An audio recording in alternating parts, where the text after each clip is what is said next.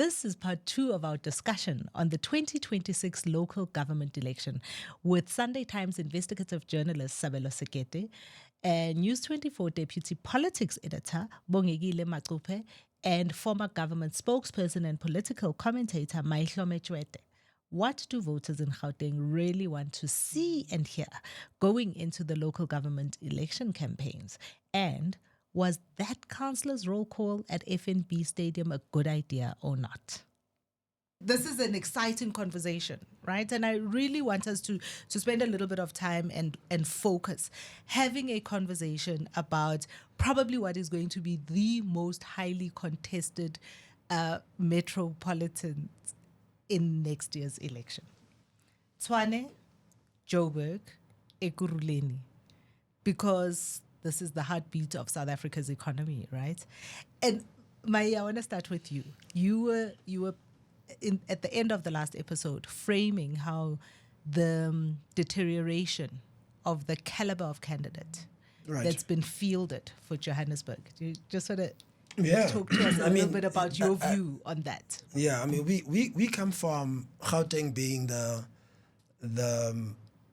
province that fielded, charismatic, exciting people like Tokyo Sikwala. We had senior guys as mayors. So we have a history of prioritizing Gauteng and making sure, because of the reasons you stated, that it's well represented in terms of its leadership. But I think most people feel in the last couple of years, the city of Joburg doesn't have that element anymore. It seems like we've seen so many candidates come up as mayors and they just don't, even on a PR level, don't resonate, right? We can get into their work and whether or not they achieved anything. So we've lost a lot of appeal as a result of that. And as a person looking out, and if I was to give constructive criticism to any political party that runs city of Joburg and the other municipalities you've mentioned, is prioritize this thing, value it, field candidates that you probably think you overdoing it. So I think that's what the DA probably thinks they're doing, but field candidates that you think this guy is too big for this job. Don't come with random mayors that we don't know, that don't resonate with voters, and don't give us confidence in terms of the programs that they do to develop the city. And I just want to add an element to this, is that I don't want to be overcritical, because I've had the pleasure of living in Eastern Cape, Western Cape, and Gauteng, very different cities. And I think the two that have changed the most is probably the Western Cape and Gauteng, even at an infrastructure level. I mean, the Gautrain and all these things that weren't there before, they are now there. And Western Cape has changed tremendously, the waterfront and all of the developments that have happened. I think where Western Cape beats Gauteng is that it adds on to its infrastructure. Fine, we can say it's in certain areas that are of a certain complexion, but it adds on to its infrastructure without losing too much. Whereas Gauteng develops, loses.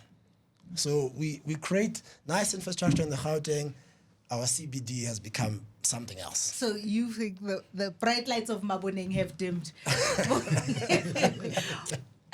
Bogi, in your experience, and because you are in the field of journalism quite often having conversations with the people on the ground, what do you feel is the biggest outcry in terms of what it is that has dimmed the lights of Maboneng?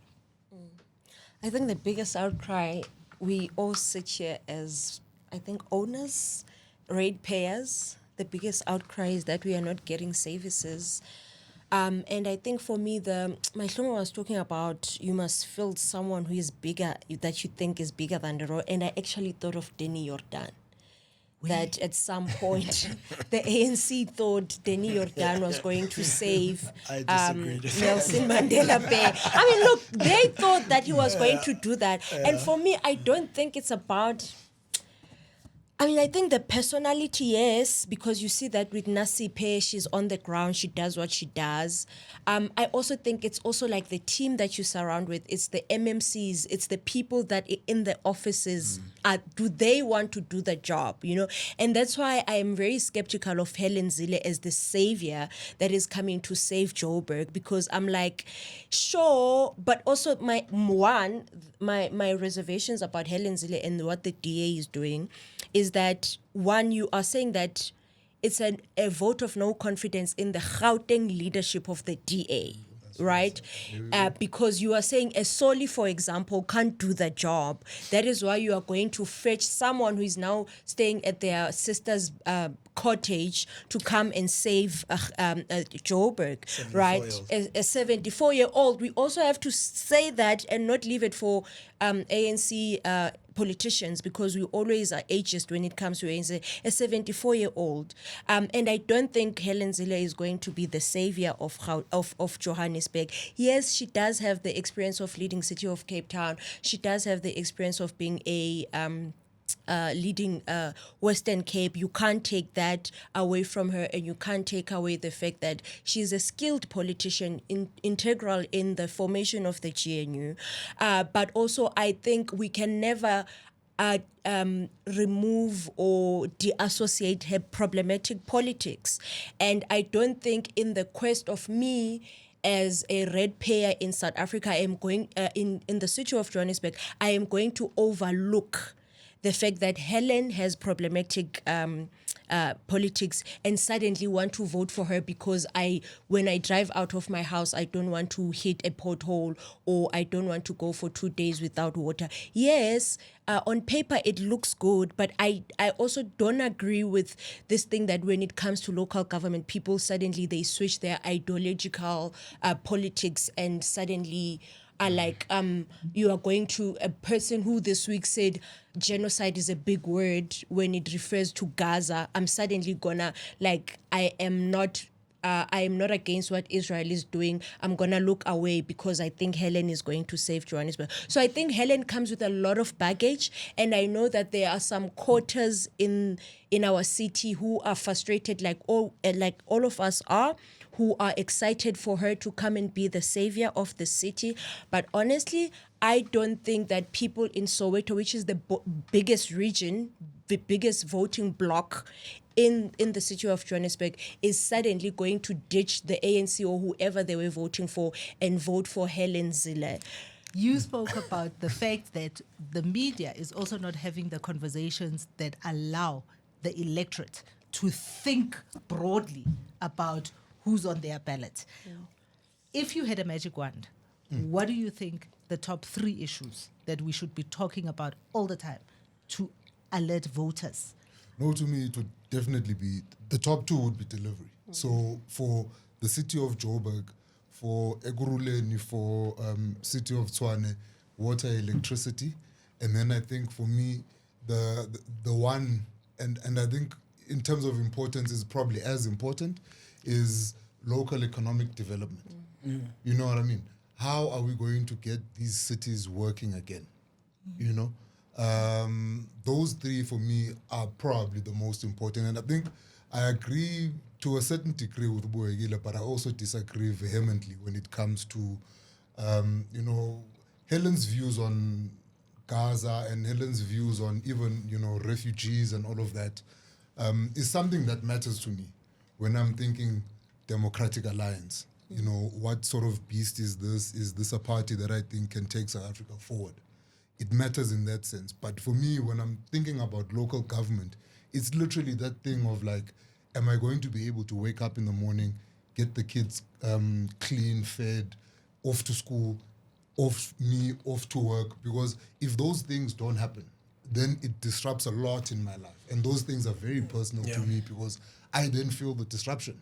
You know, if I'm sitting in traffic and the traffic lights don't work, and then those outsurance guys are not there, I'm frustrated now. You know what I mean?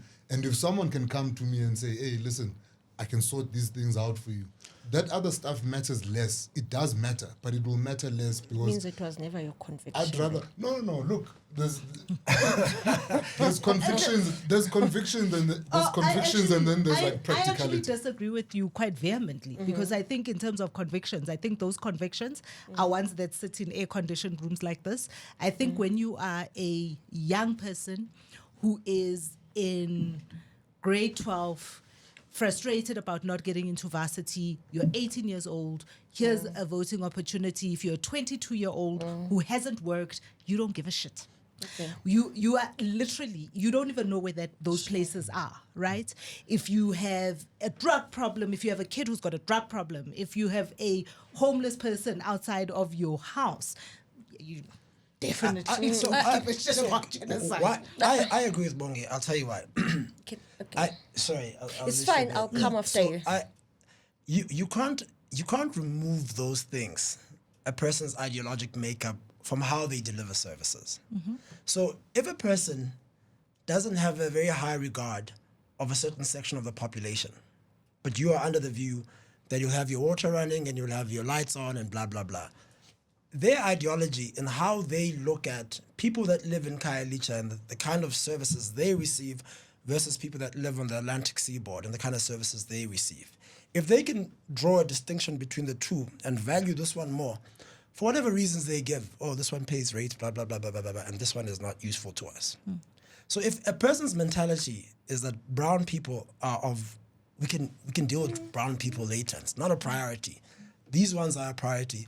That's an impact on the basic service delivery things you're speaking about. Absolutely agree And with if the person decides that they're going to invest in predominantly white areas, that's an underlying ideological issue that plays itself out on these basic levels that you guys are speaking about. So I don't want to say that ideology is the most important thing, because that's also another extreme.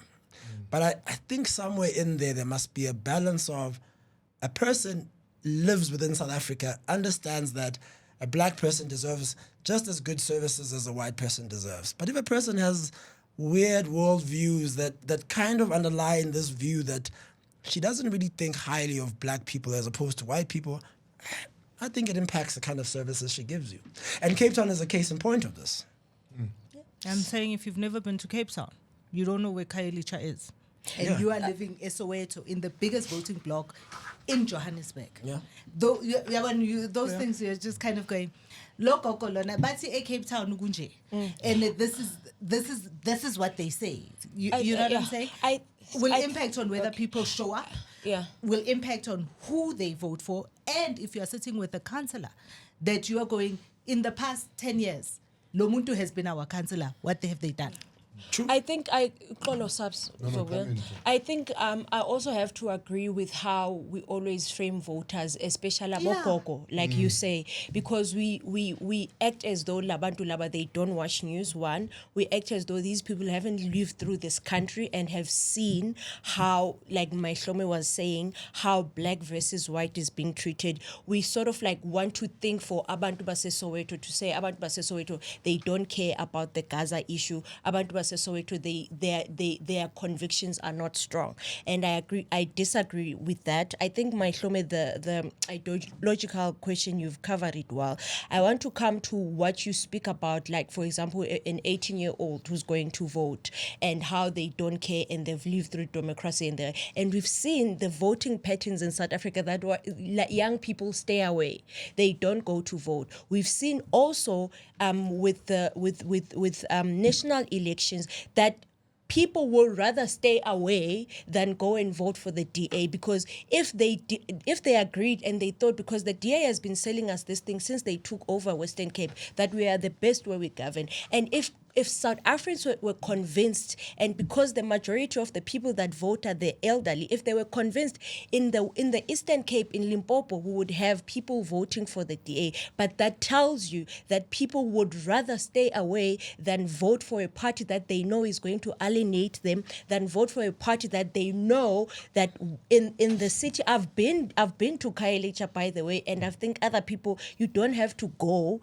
to know that the DA doesn't service all the the communities the same, and for people to naively think that Helen Zille is going to come here and care about Alexander first and care about South Africa first, I think we are being naive.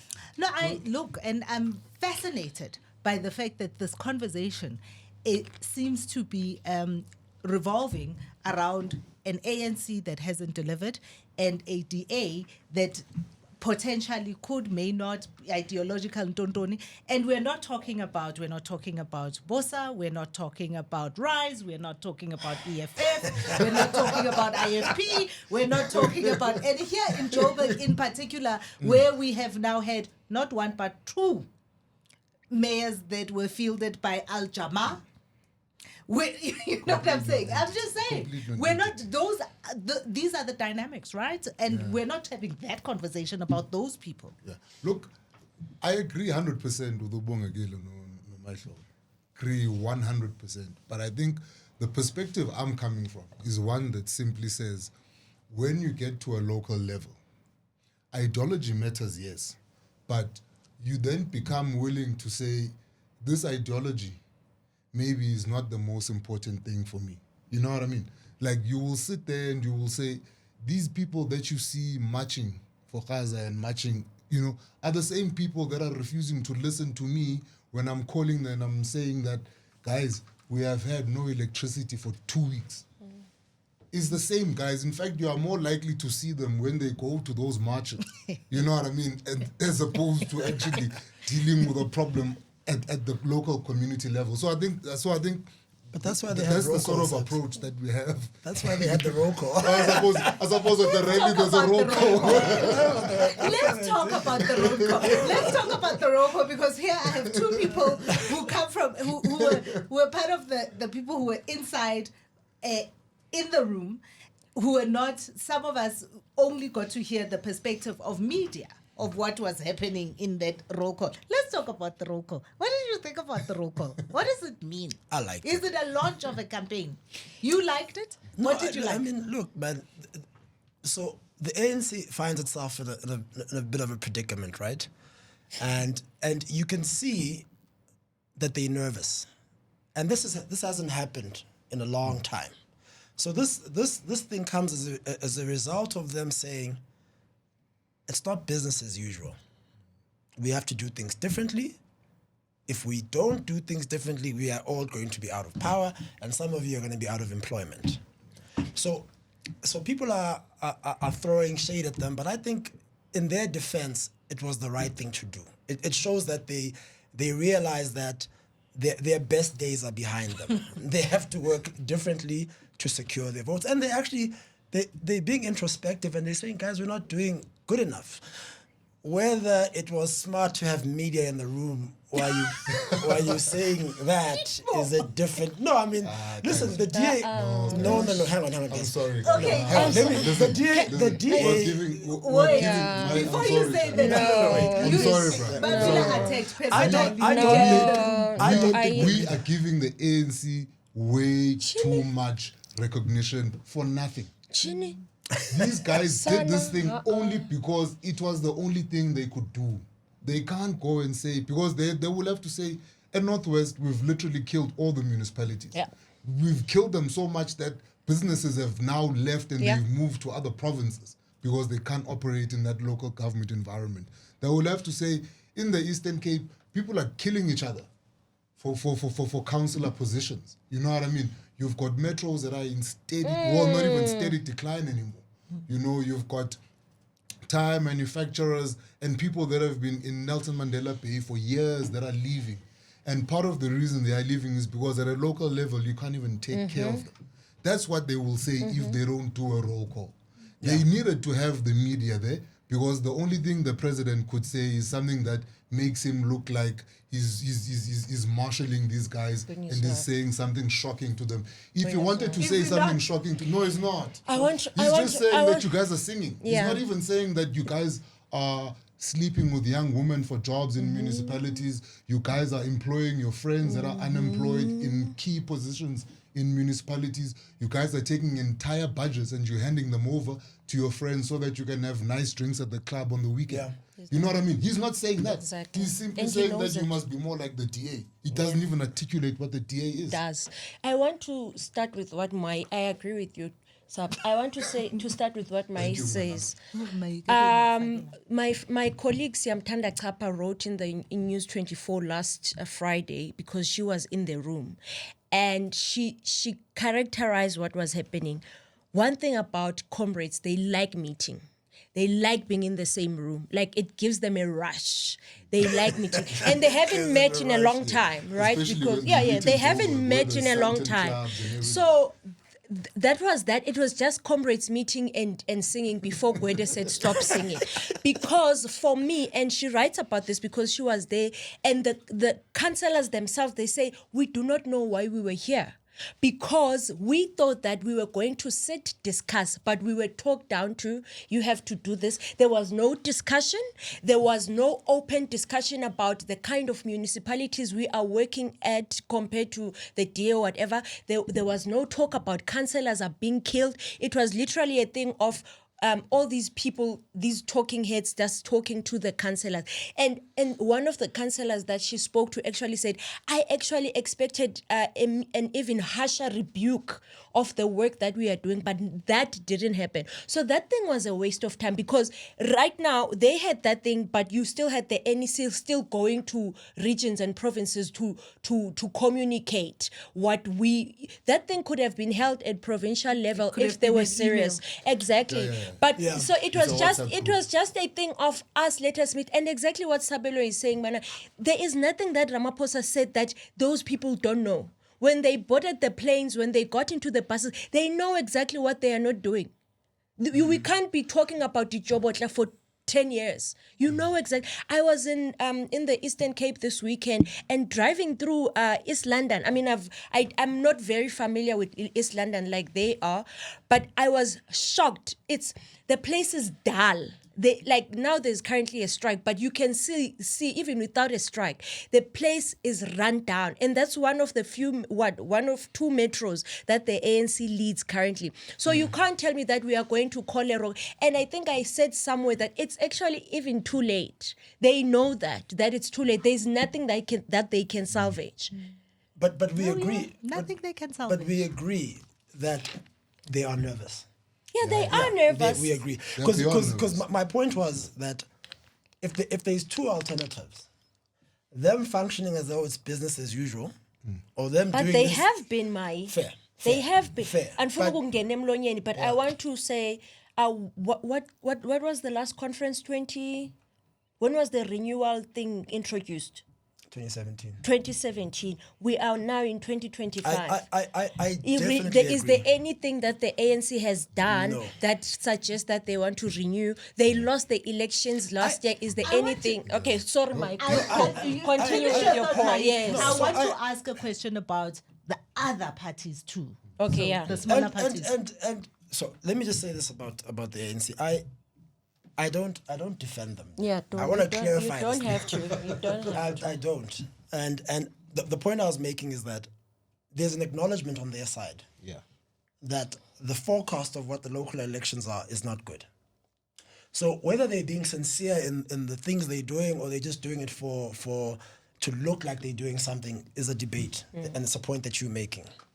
But to the other point that you're making about other parties, I think one of the best things for the ANC is that we don't really have opposition that's shooting the lights out. Yeah.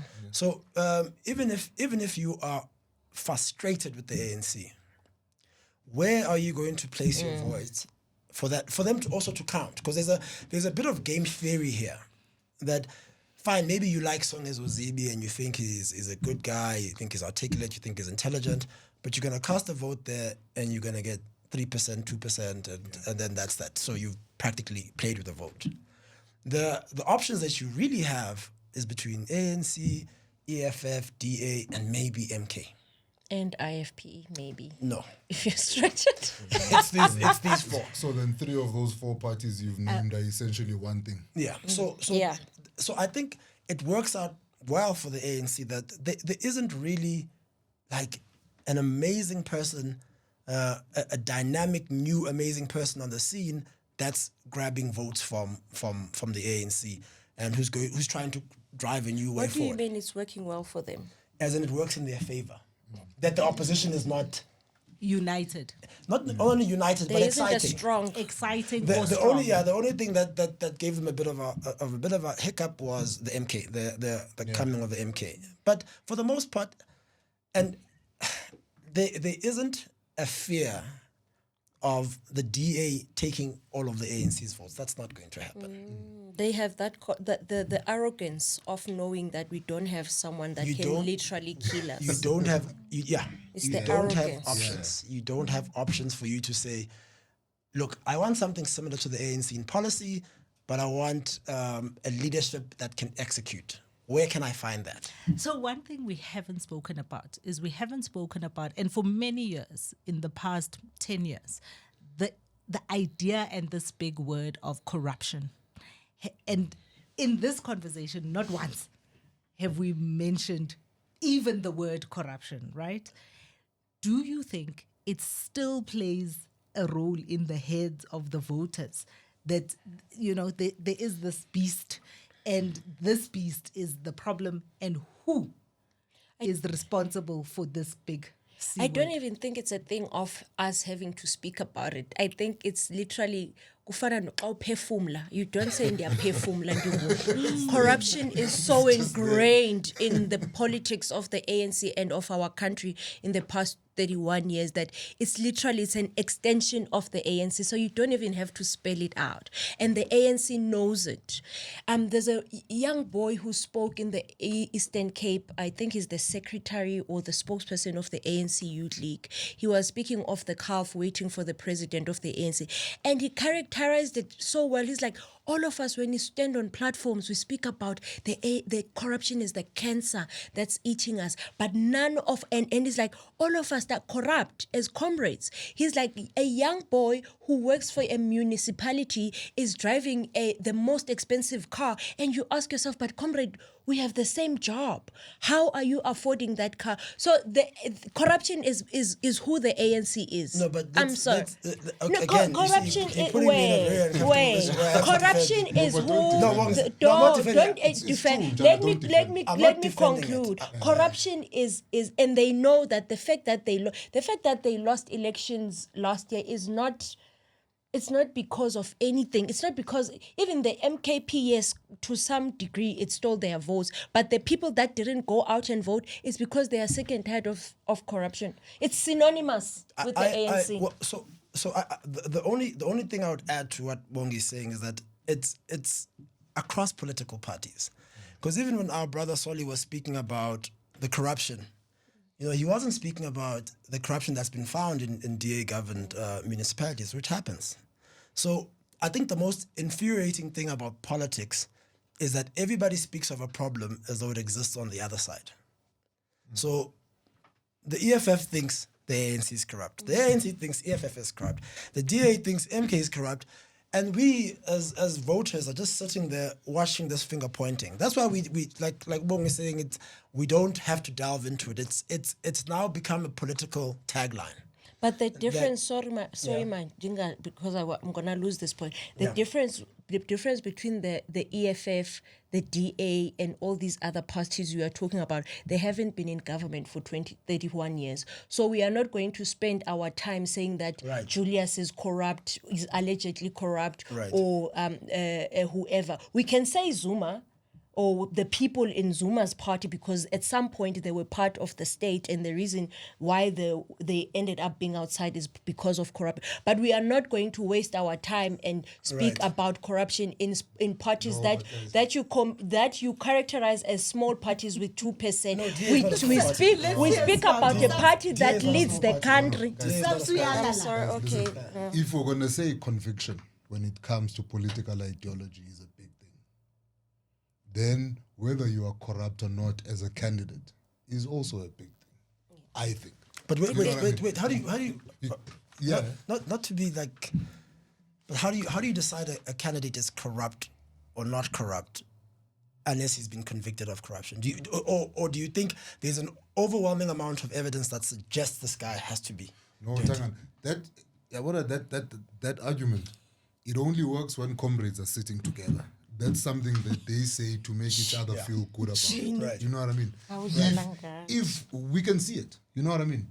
If we can see the corruption, we can definitely draw a straight line between that water tender and you as the Right. official that Right. signed off that water tender buying an AMG Mercedes or whatever other car.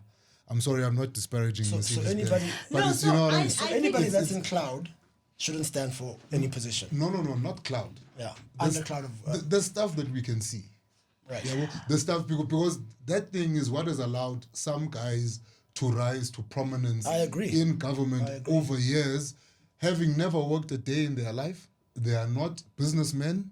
They don't claim to be businessmen, and yet they live in houses that are in the tens of millions of rands. You know, these people will climb throughout the years. Everywhere someone questions something, they say, "I've not been found guilty." Exactly. Now, the latest thing they say now is that if you think a crime has been committed, go open a case. open a case. You know what I mean? But when we speak in reality, and I think this is why we need to sort of have it said this way here, because we're speaking here as, you know, sort of voters, and we're talking in that sort of context. For me, it's enough when I see you and your lifestyle Exactly. doesn't match Exactly. your income, and on top of that, you then can't put me at ease about your sources of Well, income. yes. No, Then it creates doubt in my head that And I want to say this, Uxolo Mai. I want to say, I said this the other time that I've been working as a journalist for 15 years. And there are kids who used to be in FISMAS Fall. I used to cover them when they were still students.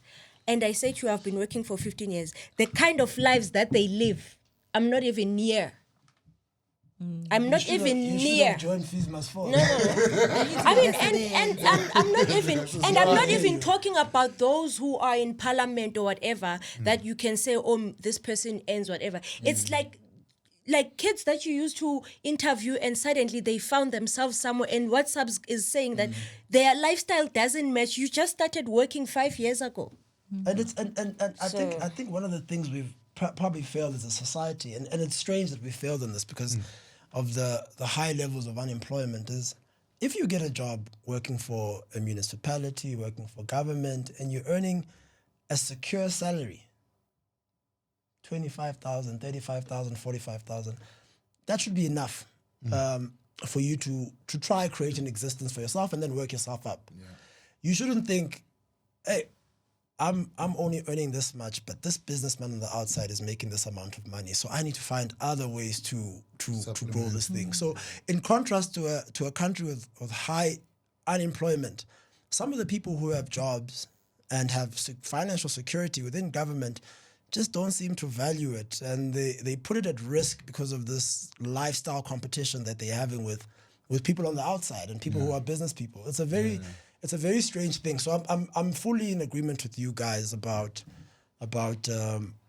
removing people that lifestyle doesn't match. But I just don't know who you would fail to get some. Lifestyle audits. We're also waiting for those lifestyle audits. I'm just going to put it out there because it has been said there'll be lifestyle audits where we'll see what people.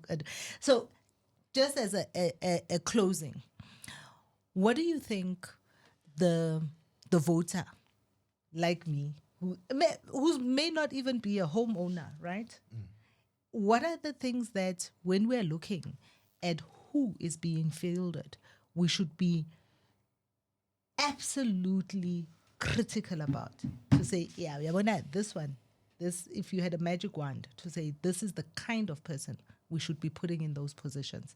I'm not going to start with you because that's where we started. I'm going to start with you, Subs, and then I'm going to come to you. Always starting with me. Look, for me, the most important thing now is like, I must be careful how I say this. Don't be. So my man, like, speak freely. We won't judge. So my thing is, you need a no-nonsense person. Yeah. Someone who understands administration, I think is very important now, because a lot of the problems we have in local government, in as much as we'll say it's the political instability, but the reality of it, and I think Umai alluded to it a bit earlier, the reality of it is that these things happen because the systems in municipalities are dead. There's no accountability within the systems. There's no proper planning that informs how money is deployed. And, if you don't have those systems to detect, then you'll never catch, even this corruption that we say we want, to uproot. So I want someone who's going to, number one, be very no nonsense, and then also have a solid understanding of the architecture of local government. That for me is going to be very key. And I think that's something that the voter should actually listen for and ask when these guys come knocking at their doors. Yeah. I think in addition to what Subs say, I'm going to just be very brief. And it's something that I've been thinking about. It could be pedestrian to some people. But I also think like someone who's patriotic, man. Someone who's going to say, I grew up in Soweto, the dusty streets of Soweto, and now I have been given this opportunity to leave a legacy that when my children grow up, when my grandkids grow up, they are going to say, oh, do you know, there's this swimming pool, for example, or this park, was built because your grandfather did that in his time as a mayor, and it's something that I've been thinking about a lot. Like, and I think I had said this on X to the mayor of Johannesburg to say, if you grow up in Joburg, you were raised in Joburg, there must be some pride that I have been given this opportunity. My family name will one day be in the history of that a Joburg was turned around because of me. And that's why sometimes for some of us who grew up in Joburg, whatever, you'll still speak of in Amos Masondo, that in Amos Masondo's time, this and this happened. I think for me also, for some people it could be very pedestrian, but I also think that should be what also drives people, especially when you are given the responsibility of leading a nation, of leading a city, of leading a province, that this is your legacy. Like your children's children will be like, yo, my grandfather did this. And that should give you. Yeah. Oh, my grandmother, please. Yes. Oh, my grandmother. Not the other grandmother who is in the news. No, I'm trying to write him. We have enough problems. No, I think, in the past, the ANC had the privilege of an amazing brand that could run ahead of any candidate it fields, right? So they could take a Sabelo who had no political background, and they could put him on the ANC ticket, and he would get enough votes, and he'd go into power. And I think the tides have clearly shifted now. And if I had to evaluate what I would want from a candidate, I wouldn't expect the party to think I will vote for a person naturally because they are on the back of that banner. So what I want now is someone with a little bit of background. So all of the things that Bonge and Sabelo are saying, but somebody with a little background. So you're putting Mpumi to be the mayor of Johannesburg. Can you tell us what she has done? It doesn't have to be in business. It doesn't have to be in government. But can you tell us, oh no, she used to run the biggest community group, and these are the things they have achieved. You can't just bring a name and this is the biggest ticket he's ever had in his life for the first time. And you're putting him on a billion rand budget as a city of Joburg or Ekurhuleni or Tshwane. So I would want somebody with a little bit of a background, someone with a CV. And a CV that says there's some competency here. This person can do something if they put their mind to it. That's all I'd want. Sure. Those are some great. What I would want is more Joburgers standing up and putting their hand forward to say, I want to serve this city. More Praetorians, more Ekurhulenians, more Buffalo citizens, and everybody saying, I want to lead the city. I want to learn what Bongekile actually said, and I think it's a conversation that a lot of South Africans are scared to have because they don't want to be called xenophobic or whatever. And I think it's not necessarily about whether you're South African or not, but I'm just talking from that perspective of saying, I've always had a theory in my head that part of the reason you have the decay that you have in Johannesburg is that a lot of the people in Johannesburg are migrants. You know what I mean? People don't see themselves attached to Johannesburg in the long term. No one has a plan to retire. Everyone, at least a lot of the people that I come across, have a plan that entails them at some point having built up their wealth and having, amassed assets and stuff, moving back home. But back home doesn't look much better. No, but you remember, it's not their problem because they're not there, they're here, right? Yeah. But at the same time, here, they are not truly attached to, What matters is the now. There's no thing that says that what's the legacy for my kids? Because depending on what strata of society you're in, my kids might not even be in the country, or my kids might be back, in the Eastern Cape running what I have then come and built at the end of my working career. I'd love to sort of see a study that looks at that sort of mentality. Is the reason that people are happy to loot R500 million from healthcare? Is it so easy for them because they know that in the end, ultimately, I don't have a grandmother who has to queue in a hospital here. And I'm not going to leave a kid who's going to have to contend with the problems of having to get to healthcare in the public sector here in Johannesburg. Because guess what? I'm not from here. Is that going to be your PhD thesis? Do you know that I just want to... I know that we are rapping, and I want to say something. Say it, So baby. I like I said, I traveled to the Eastern Cape, and I was in Mbashe municipality, Mbashe, Edutywa. And that's such a tiny municipality, and I don't know who the mayor is. I don't know where he's from, but I think he's probably a local. And guys, there's something that person in that municipality is doing, and he's doing right. And I think it speaks to what I'm talking about legacy. When you drive to small towns, it's dirty. You can't see anything. When I drove through that small town, they have like those big bins where people can throw their rubbish. There's like also like small bins where you can throw your bottles and they've got like this massive mall that they've just opened, and they always like have activities that involve the people, and there's something that they are doing, and I think it speaks to exactly like that. I forget the name of the mayor, but he's living a legacy, and that's the kind of thing that you have to do. You must have pride. Kuthiwe bana, hey, kwaphatha Sabelo Skiti apha, uba kayengengo Sabelo Skiti. And that is why we still have people saying, ngexesha lika Mandela.